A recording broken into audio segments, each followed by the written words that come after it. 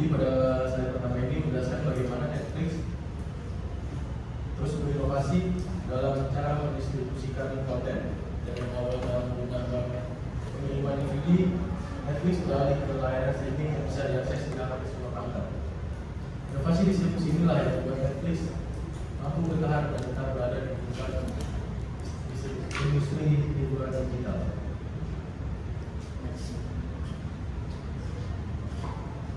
Supply chain adalah proses yang menjelaskan bagaimana sebuah produk dibuat sampai akhirnya dipakai oleh pelanggan.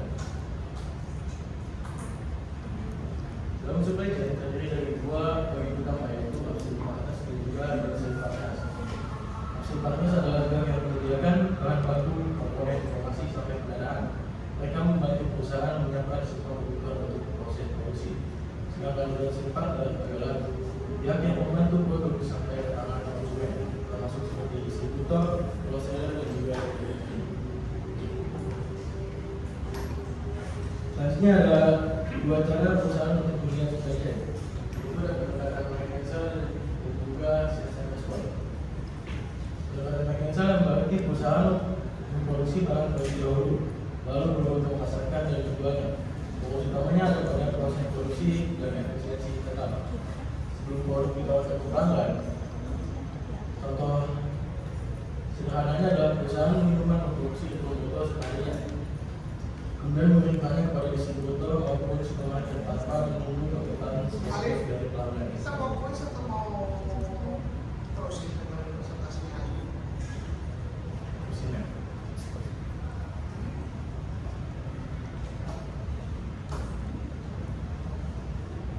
Mau dengar presentasinya Ali atau mau voice? Siapa yang mau dengar presentasinya Alif? Dan listen to Alif. Oke? Sebenarnya saya masih bisa dari sekarang sampai itu masih bisa 2 kali atau 1 kali lagi. Nah, paling kita udah berapa? 2 ya? 2 kali. 4 udah bisa. So, ready? Udah lima dulu. Oke, nah gini, ntar dulu ya, sekali lagi kalian lupa, nah kita buat this. Oke, what is make and sell? Selanjutnya adalah value delivery network, yaitu kerjasama antara perusahaan, supplier, distributor, dan juga pelanggan. Semua pihak saling mendukung supaya produk dan layanan yang diterima pelanggan benar-benar punya nilai yang baik. Tujuannya adalah membuat seluruh proses dari bahan baku sampai produk yang digunakan berjalan lebih efisien dan menghasilkan nilai yang lebih besar bagi pelanggan. Kerjasama ini membuat perusahaan bisa memberikan kualitas yang baik dan pengalaman pelanggan yang lebih memuaskan. Selanjutnya ada contoh dari perusahaan Toyota. Toyota bekerjasama dengan lingkungan supplier yang menyediakan berbagai jenis komponen untuk produknya. Kualitas dari supplier ini sangat menentukan hasil dari produksi. Dalam proses produksinya juga, Toyota memakai sistem produksi yang terkenal efisien, sehingga prosesnya lebih cepat dan minim dari kesalahan.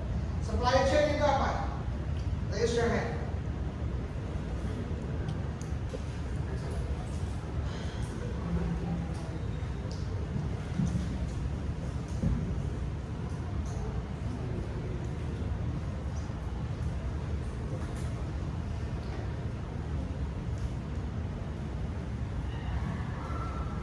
Selanjutnya the nature and importance of marketing channel.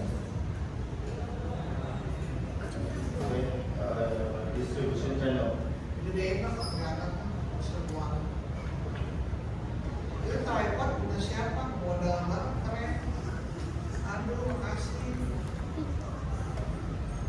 Distribusi channel adalah sekumpulan organisasi yang saling bergantung yang bekerjasama untuk membuat suatu produk atau layanan dapat tersedia bagi konsumen atau pengguna bisnis. Dengan kata lain, saluran distribusi menjembatani produsen dengan pengguna akhir sehingga produk dapat digunakan atau dikonsumsi. Dalam diagram di sini ada 2 tipe channel, yaitu ada direct sama indirect. Kalau direct, produsen menjual produk langsung kepada konsumen tanpa perantara, seperti kita membeli HP dalam website. Yang kedua adalah indirect channel, saluran tidak langsung. Produk disalurkan melalui perantara sebelum sampai ke konsumen. Nah, itu terdiri dari 3 level. Yang level 1 itu produsen menyampaikan mengirim kepada retailer lalu dikirim ke konsumen.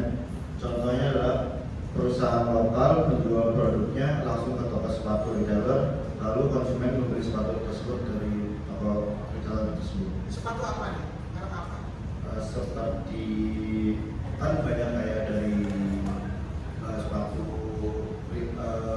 lokal yang dijual ke toko retailer gitu. Oh, lokal. Iya, toko lokal. Kamu tahu nggak bagaimana kalau dari luar negeri kirim ke Indonesia? Ada yang tahu?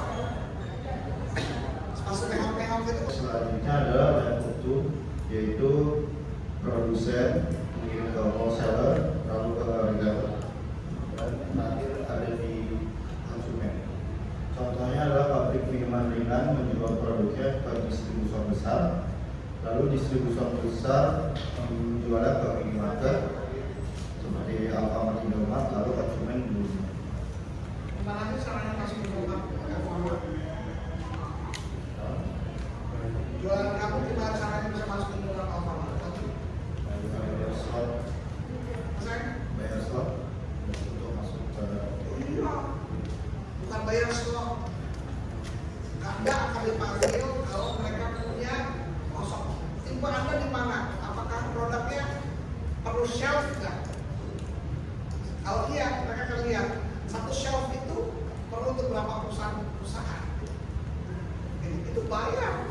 Satu gini aja, satu bolongan mahal banget. Saya kan 2 tahun supermarket, supermarket. Saya harus menunggu. Spesial ya, kebetulan memang kalau shop mahal. Oke, terakhir ada level 3 channel, di mana produsen mengirim agen, lalu ke wholesaler, lalu terakhir retailer dan dibeli oleh konsumen. Seperti produsen elektronik seperti kipas angin menggunakan agen penjualan untuk menghubungkan mereka ke wholesaler, lalu kemudian mendistribusikan ke toko elektronik kecil dan konsumen membeli produk dari itu. Oke, selanjutnya adalah channel value. How channel members add value. Channel value menjelaskan bagaimana setiap anggota saluran distribusi seperti produsen, distributor, dan seller memberikan nilai tambah dalam proses penyaluran barang atau jasa hingga sampai ke konsumen. Selanjutnya adalah ini bagaimana channel members add value. Yang pertama adalah informasi. Anggota saluran memberikan informasi tentang pasar, kebutuhan konsumen, dan tren. Contohnya adalah distributor memberikan data permintaan produk kepada konsumen. Yang kedua adalah promosi.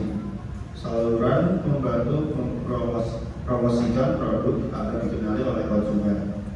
Contohnya adalah retailer memasang banner atau promo diskon untuk menarik pembeli.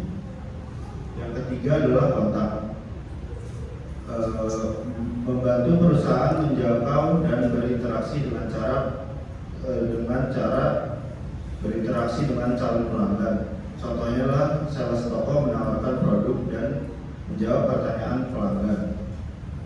Yang keempat adalah matching, menyesuaikan kebutuhan konsumen dengan produk yang ditawarkan. Yang kelima adalah negosiasi, melakukan negosiasi harga, syarat pembayaran atau jumlah pembelian. Yang keenam adalah physical distribution, mengatur pergerakan barang dari produsen hingga ke konsumen. Yang ketujuh adalah financing, membantu menyediakan dana atau fasilitas kredit dalam proses pembelian. Yang kedelapan adalah risk taking, anggota channel menanggung resiko atas kerusakan, kehilangan atau produk yang tidak laku. Kalau financing, retailer menawarkan cicilan kepada konsumen atau distributor. Kalau kamu UMKM, kamu boleh mengubah aja. Selain Pak. Oke, selanjutnya adalah channel transaction. yaitu bagaimana distributor mengurangi jumlah dalam transaksi saluran setiap distribusi. Sebentar. Itu sekarang nama-nama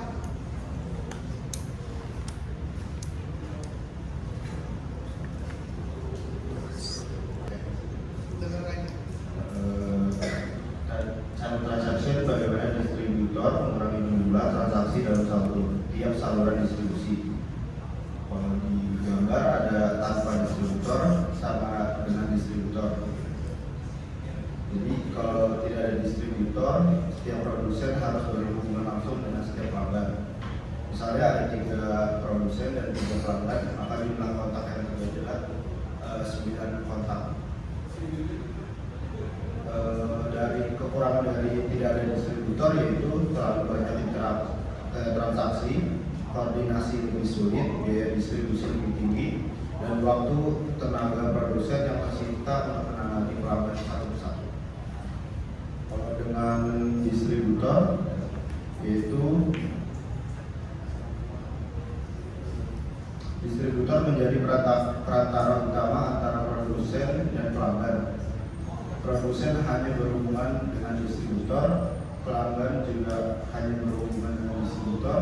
Total kontak 6 transaksi, 3 dari produsen ke distributor dan 3 dari distributor ke pelanggan.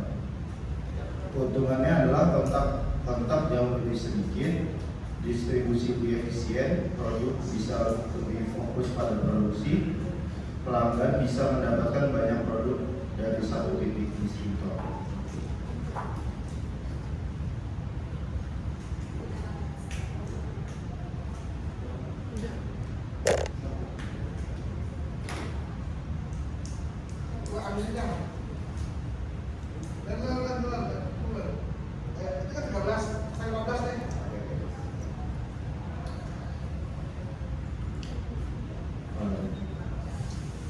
Selanjutnya adalah channel level. Channel level adalah lapisan perantara intermediaries yang melakukan tugas tertentu dalam membawa produk lebih dekat kepada pembeli akhir, baik secara fisik maupun secara kepemilikan. Semakin banyak perantara, semakin panjang salurannya. Contohnya adalah wholesaler, retailer, agen distributor. Terus habis itu yang kedua adalah direct marketing channel. Saluran pemasaran langsung adalah saluran tanpa perantara sama sekali. Produsen berhubungan langsung dengan konsumen. Contohnya membeli produk langsung dari website official brand. Yang kedua adalah petani menjual sayur langsung kepada pembeli di pasar. Oke, terus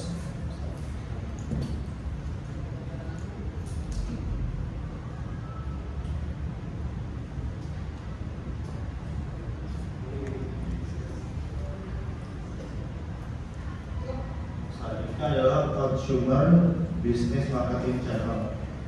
Slide ini menjelaskan perbedaan saluran pemasaran antara produk yang ditujukan untuk konsumen akhir dan produk yang ditujukan untuk pelanggan bisnis.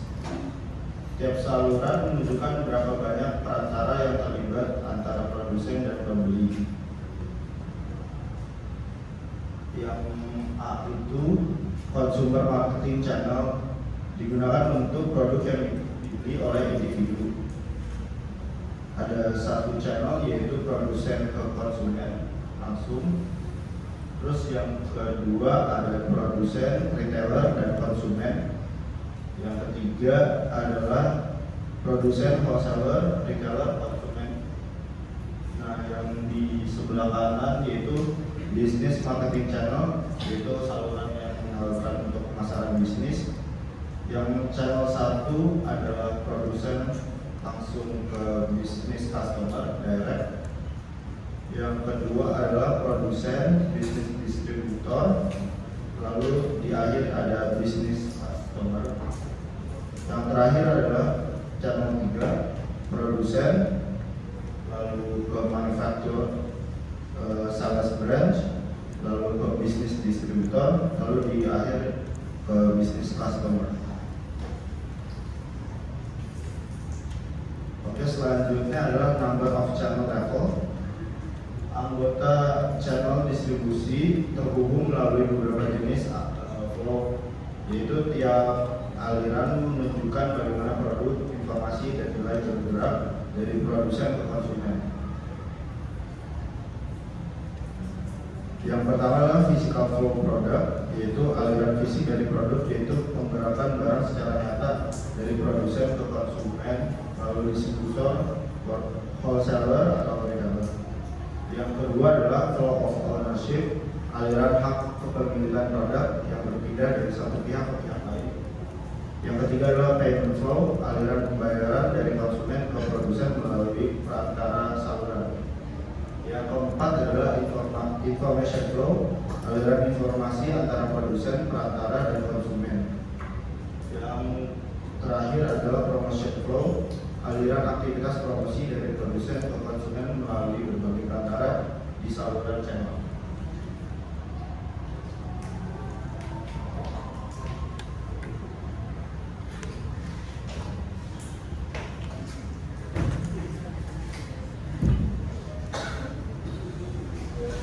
Compare-nya antara konvensional distribusi dan juga vertical marketing system. Kalau di konvensionalnya, yaitu yang bisa kalian lihat aja, itu dia terpisah dari satu produser sendiri, wholesaler sendiri, retailer sendiri, habis itu baru ke customer. Sedangkan kalau misalkan vertical marketing system, dia produsernya yaitu, habis itu wholesalernya sama juga retailernya itu dia jadi satu. Setelah itu baru sampai ke customernya. Ada dong, sebutin. Oke, ini vertical marketing system yang konvensional distribution system. Ya kan dia konvensional yang tadi udah kayak aku jelasin, dia terpisah-pisah antara produsernya, retailnya, dan juga grosirnya. Ada juga grosirnya. Nah ini tuh dia punya satu kekurangan. Kenapa? Karena sering salah satu bagiannya, salah satu divisinya itu buat ngejar keuntungan yang maksimal doang. Jadi ya kayak tadi yang bilang sering ikut masalah profit dan juga uang. Oke, sekarang kita gambar di atas itu. Kalau misal Indofood paling atas, turun ke bawah, gedean mana? Orang paling besar Indogrosir. Nah ini adalah vertical marketing system, provide channel leader and content of producer. Nah jadi ini adalah kalau vertical marketing system tadi yang kayak udah dicat sebelumnya. Jadi dia kerjasama antara antara divisi produksi, divisi grosir, dan juga retailnya atau ecerannya. Nah ini juga dibagi menjadi tiga. Antara lain adalah corporate marketing system, contractual marketing system, dan administrative marketing system. Ini internal ya ibu yang dibicarakan oleh Pak Salwinter itu lebih ke internal perusahaan holding. Oke. Tapi kalau dalam grup lain lagi yang tadi saya bilang. Alright? Ada pertanyaan? Lebih spesifik. Ya. Oke. Terusin. Nah. Oke, yang pertama adalah corporate vertical marketing system. Jadi ini adalah mereka mendapat kontrol penuh. Jadi semuanya itu dipegang oleh satu leader aja. Jadi misalkan perusahaan A itu megang divisi distribusinya, dia juga tentuin harganya, dan dia juga menentukan stoknya. Ya ini kelebihannya udah pasti meminimalisir yang namanya kesalahan juga. Ini adalah vertical marketing system yang bagian kontraktual vertical marketing system. Ini ya bisa dilihat dengan jelas ya. Dia itu menggunakan kontrak sebagai sistemnya. Jadi ini sifatnya formal dan regulasinya atau dalam bidang distribusinya, dalam bidang produksinya, dalam bidang relationship-nya itu menggunakan kontrak itu tadi. Nah, efeknya apa dengan menggunakan sistem ini? Yang pertama itu harganya lebih murah, sudah pasti, lebih terkoordinasi dan juga lebih efisien. Contohnya nggak usah jauh-jauh, bisa dalam kita lihat sehari-hari. Yang pertama McDonald's itu dia kan buka franchise. Gak mungkin kan ada satu bos dia datang ke ribuan outletnya setiap hari mati dia pasti, gak mungkin. Yang kedua ada Indomaret itu buka franchise juga, kalau nggak salah tuh harganya mulai 800 juta kalau nggak salah. Lalu yang ketiga Pertamina itu juga buka franchise. Jadi Pertamina itu dia nggak sepenuhnya dipegang sama pemerintah, dia juga buka franchise. Ini kalau teman-teman mau kan banyak konglomerat nih. Itu dia startnya dari 3 sampai 8 miliar atau ada yang Selanjutnya adalah vertical marketing system yang bagian administrate. Nah ini tuh dia intinya dia tidak ada keterikatan dalam hal kontrak, tidak ada keterikatan dalam hal kerjasama, tapi ada salah satu brand atau perusahaan yang sangat memiliki power yang sangat besar. Jadi mau nggak mau yang lain ikutin sistemnya dia. Contohnya apa? Contohnya Apple. Coba sekarang saya tanya, kalau misalkan Apple ngeluarin produk baru, pasti mereka langsung copy paste itu desainnya, ya kan? Apple ngeluarin desain apa nih namanya? Yang kotak-kotak itu, lupa lah ya. Apa nih? Ah ya itulah. Nah justru tiba-tiba Xiaomi langsung bikin, ya kan? Langsung bikin copy. Habis itu iPhone 17 Pro Max keluar yang ada kasih tunjuk belum? Kasih tunjuk belum? Ah ya udah. Nah ya kan iPhone keluar itu, habis itu Xiaomi nggak selang 3 bulan, sebulan langsung bikin juga produk yang sama persis desainnya malah. Ini ya. Boleh saya kasih tunjuk? Xiaomi. Ini kan? Ya bukan. Yang putih yang belakangnya. Ya ini kan, mirip-mirip kan. Oke lanjut.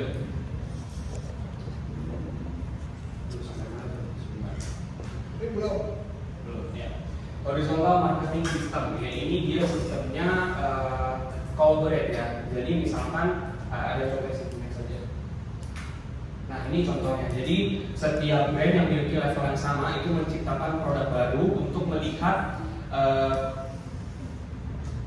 kesempatan market yang lebih besar dan lebih bagus lagi untuk mendapatkan profit yang lebih tinggi.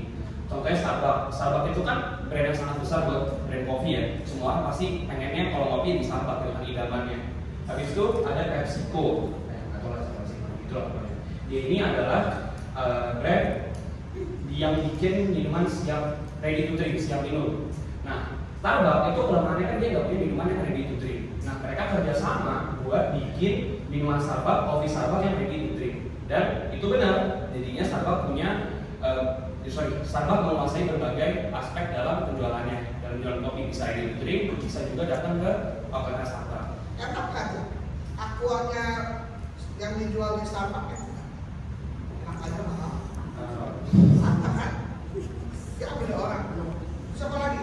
Minuman yang dalam sama yang chiller-chillernya dia itu. Bahkan McDonald kan punya ya pasar yang sangat besar di Indonesia. Habis itu BTS itu kan juga punya pasar yang sangat besar di Indonesia. Saya yakin sih semua cewek-cewek pasti suka BTS, yakin saya. McD tahu marketnya, McD tahu kesempatannya, BTS juga tahu kesempatannya. Mereka kerjasama buat bikin produk McDonald's yang pakai embel-embel kerjasama sama BTS dengan cara warnanya diungu-unguin kayak gitu produknya. Terus bikin Korean spicy nuggets lah, apalah itu ya. Dan bener-bener terbukti itu laku banget. Kalau nggak salah saya pernah baca pada saat itu McDonald's itu profitnya naik 10 kali lipat, bahkan lebih gara-gara gara-gara jual produk yang kerjasama sama BTS. Di Indonesia itu apa ya? Harus berani ya. Ini yang terakhir ya Nike sama Apple dari itu bikin iWatch dan itu benar laku juga, semua orang pasti minimal pernah pakai lah. Next. Nah ini adalah multi-channel distribution system. Intinya ini adalah suatu brand yang menggunakan berbagai cara, berbagai sistem pemasaran supaya produknya itu lebih mudah didapatkan oleh customer. Di situ bisa mendapatkan customer yang lebih banyak, dan juga customer lebih mudah beli produknya tersebut.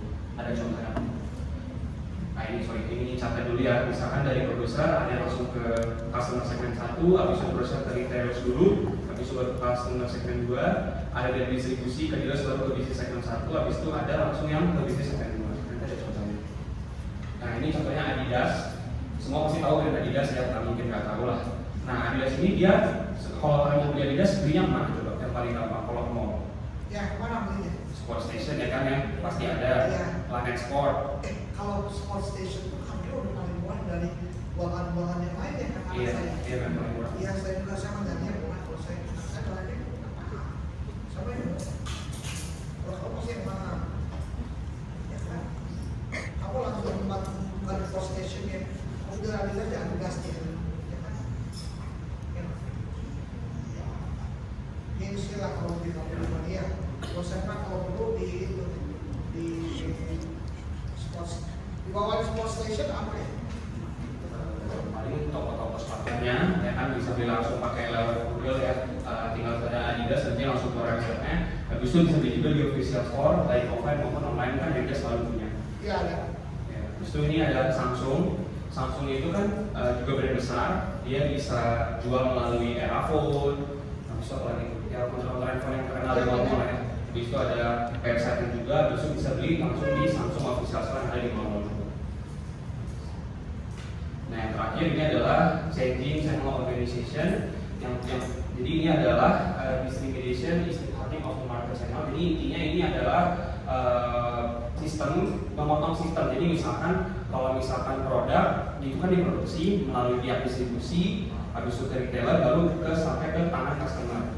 Nah ini dia itu memotong jalur distribusi sama jalur retailnya. Jadi dari produksi langsung ke customer. Coba kalian bisa lihat sekarang di TikTok, misalkan harga tisu itu di Indomaret satunya tuh yang isi berapa? Isi 300 ribu ya, segini yang betul itu kan harganya 120.000. Sedangkan kalau di TikTok sekarang langsung dari produser ke tangan customer itu 20.000 kayak bisa dapat 5 atau bahkan lebih yang jadi package itu. Jadi efeknya sudah pasti harganya lebih murah, tapi itu juga pasti dia punya relasi yang lebih baik lagi sama customer karena kan nggak melalui pihak distribusi. Habis itu sama juga yang paling penting pasti dia kualitas produknya juga terjaga karena kan nggak melalui distribusi, entah rusak, entah kebanting atau apa, jadi pasti kualitasnya lebih bagus daripada melalui pihak distribusi. Oke. Banyak soalnya. Marketing channel design, designing effective marketing channels by analyzing customer needs, setting channel objectives, identifying major channel alternatif, and evaluating those alternative. Ini bagi jadi 4 aspek. Pertama ada analyzing consumer needs. Ini tuh kita memahami apa yang pelanggan kita butuhin, kayak kecepatan pengiriman, kenyamanan, ketersediaan produk, serta preferensi pembelian online maupun offline. Yang kedua ada setting channel objektif. Ini kita menentukan apa yang ingin dicapai, seperti meningkatkan jangkauan pasar, menekan biaya distribusi, dan memberikan layanan terbaik kepada pelanggan. Yang ketiga ada identifying channel alternatif. Ini kita tentuin pilihan saluran seperti penjualan langsung, distributor, retailer, e-commerce, atau kombinasi. Yang keempat ada evaluating channel alternatif. Ini kita menilai setiap opsi dari segi biaya, kontrol, jangkauan pasar, dan kesesuaiannya dengan strategi perusahaan untuk memilih saluran terbaik. Nah ini adalah analisis consumer needs. Yang pertama ada final target consumer one. Nah ini perusahaan harus paham nih layanan seperti apa yang diharapkan konsumennya. Misalnya kecepatan pengiriman, kemudahan akses, sama ketersediaan produknya. Yang kedua ada identify market segments. Ini setiap segmen memiliki kebutuhan yang berbeda. Dengan mengenai segmen pasar, perusahaan dapat menyesuaikan saluran distribusi sesuai karakteristik masing-masing kelompok pelanggan. Yang ketiga ada determine the best channels to use. Ini berdasarkan kebutuhan konsumen, perusahaan memilih saluran yang efektif baik di toko fisik, distributor, e-commerce, marketplace, atau kombinasi beberapa saluran. Yang keempat ada minimize the cost of meeting customer service requirements. Ini tujuan akhirnya adalah memberikan layanan yang dibutuhkan konsumen dengan biaya serendah mungkin sehingga saluran distribusi menjadi efisien tanpa mengurangi kualitas pelayanan. Oke, saya kan pernah cerita tentang model Pak. Ya, sekarang ada setting channels objektif. Ini dibagi jadi 2. Yang pertama ada determine targeted levels of customer service. Ini mengatur saluran pemasaran. Sebuah perusahaan harus menentukan tujuan saluran yang jelas. Ada 2 fokus dalam utama proses ini. Pertama ada menentukan tingkat layanan pelanggan yang dicapai. Yang kedua menyeimbangkan kebutuhan konsumen dengan biaya dan preferensi harga. Yang kedua ada balance customer needs against cost and customer price preference. Perusahaan ini harus mencari titik keseimbangan antara apa yang dikatakan konsumen, berapa biaya yang harus dikeluarkan untuk memenuhi layanan, harga yang tersedia dibayar. Yang terakhir ada identifying major alternatif. Type of intermediaries. Perusahaan perlu mengetahui jenis perantara yang tersedia untuk membantu menjalankan distribusi.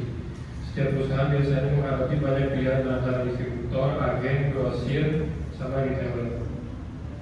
Yang kedua ada responsibilities of channel members. Produsen dan perantara harus menyepakati beberapa hal penting seperti kebijakan harga, syarat penentuan penjualan, hak wilayah distribusi, jenis layanan yang harus diberikan. Terus ada number of marketing intermediaries. Perusahaan juga perlu menentukan berapa banyak perantara yang dilibatkan. Ada 3 strategi utama dari ini, yaitu ada intensive distribution, exclusive distribution, sama selective distribution. Yang terakhir itu evaluating major alternatives. Setiap alternatif selalu harus dievaluasi berdasarkan 3 kriteria utamanya, yaitu economic kriteria, control issues, sama adaptability kriteria.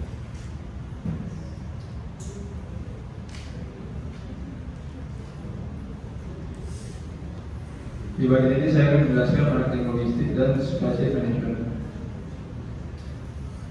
Marketing logistik secara sederhana, marketing logistik adalah proses merencanakan, implementasikan, dan mengontrol aliran fisik barang dari titik asal sampai ke titik konsumsi sehingga kebutuhan konsumen itu terpenuhi. Kenapa ini penting? Karena logistiklah yang membuat janji-janji dari marketing benar-benar terjadi. Kalau kita menjanjikan pengiriman cepat, stok tersedia, dan produk mahal sampai tujuan, ya semua itu bergantung pada sistem logistik. Marketing logistik juga langsung mempengaruhi kepuasan pelanggan, menyumbang porsi besar dari total biaya atau total cost, dan bisa menjadi sumber keunggulan bersaing. Contohnya memungkinkan strategi e-commerce dan omnichannel, serta membantu perusahaan mengurangi risiko dan gangguan dalam supply chain, dan menjadi bagian inti dari value delivery network perusahaan. Nah, berikutnya ada supply chain management.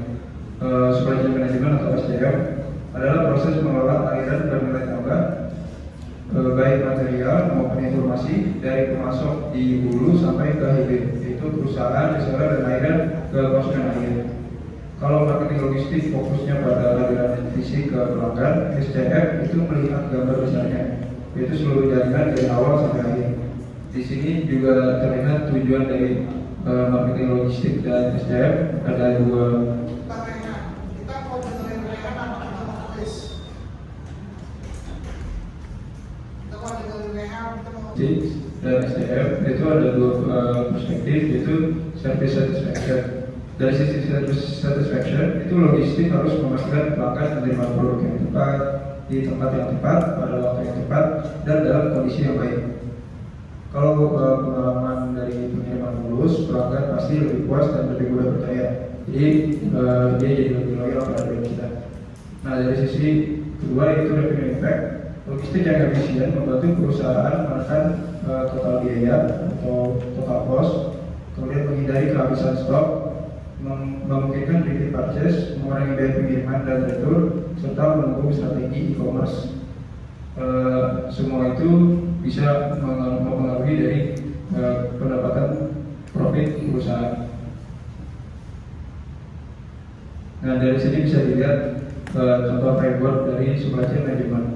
Di bagian kiri ada suppliers, kemudian proses yang terjadi ke perusahaan adalah inbound logistik, kemudian melanjutkan ke reseller yang terjadi dari perusahaan ke reseller adalah outbound logistik, kemudian ke customer. Nah, tapi di panah bawah juga bisa terlihat dari sisi customer juga ada panah yang mengarah ke reseller, perusahaan atau supplier. Ini yang dinamakan reverse logistics. Reverse logistics itu contohnya misal kita mengembalikan barang yang sudah rusak ketika kita mendapatkan dari reseller atau meretur barang yang kita tidak suka.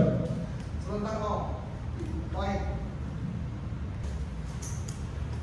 Nah, di sini kita bisa melihat fungsi-fungsi utama dalam marketing logistik. Yang pertama itu warehousing, itu keputusan tentang di mana kita menyimpan produk dan berapa banyak gudang atau distribution center yang dibutuhkan. Nah, di sini perusahaan itu harus menyeimbangkan antara kecepatan pengiriman dan biaya penyimpanan. Kedua, contohnya kayak seperti banyak pabrik yang kita butuhkan untuk menyimpan beberapa banyak stok barang. Terus yang kedua itu ada inventory management. Bagaimana kita menentukan berapa banyak stok yang harus dipegang di setiap lokasi. Fungsi ini berusaha menghindari stok atau kelebihan stok yang membuat pelanggan kecewa, sekaligus mencegah overstock yang dapat mengakibatkan resiko kadaluarsa. Kemudian yang ketiga ada transportation. Transportation itu bagaimana produk dipindahkan dari pabrik ke gudang dan ke pelanggan, termasuk pemilihan mode transportasi dan rute dengan mempertimbangkan speed, cost, dan keamanan. Yang terakhir itu logistics information management. Nah, itu sisi IT yang mengelola sistem untuk melacak pesanan, level persediaan, dan status pengiriman. Ini adalah informasi real time dari sistem yang memungkinkan 3 fungsi yang sebelumnya itu bekerja secara terkoordinasi. Tolong didengarkan dengan baik perkataan tersebut. Ya, 4 poin ini adalah logistik. Logistik is part of supply chain. Lebih banyak kalau Anda bekerja di perusahaan itu ada di production sama procurement punya. Production, procurement, distribution. Ya, kalau Anda jagoan di supply chain berarti Anda mengerti tiga-tiganya. Kalau Anda hanya mau kerjanya di logistics, Anda pelajari tempat harus jago, itu cuma survei. Oke, dapat sertifikasinya dari supply chain, dapat sertifikasinya dari logistik, Anda keren. Saya dapat soal logistik. Kalau saya jadi auditor untuk logistik